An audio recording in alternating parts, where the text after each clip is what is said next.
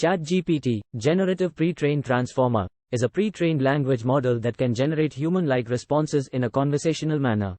It is based on the GPT, Generative Pre-trained Transformer, architecture, which uses deep learning algorithms to analyze and understand large amounts of text data. To use ChatGPT, you need to input a prompt or query, and the model will generate a response based on the information it has been trained on. The response can be further refined and fine-tuned based on the specific use case. ChatGPT can be integrated into various applications, such as chatbots, virtual assistants, customer service systems, and many more.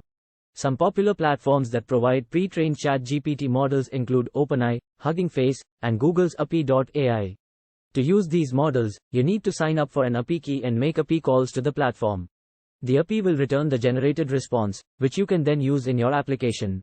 As a language model AI, I do not have a physical form or personal experiences, but I can explain what ChatGPT is.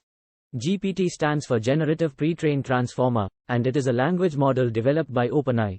The GPT-3 language model has been trained on a massive corpus of text data, allowing it to generate human-like text, perform various language tasks such as question answering, language translation, summarization, and even storytelling.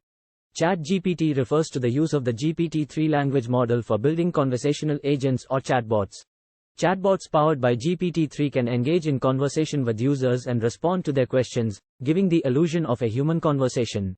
With its advanced language capabilities, ChatGPT has the potential to revolutionize the way we interact with technology.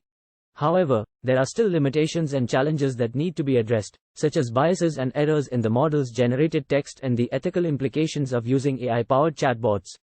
In conclusion, ChatGPT is a powerful tool that has the potential to change the way we interact with technology, but it is important to use it responsibly and with consideration of its limitations and ethical implications.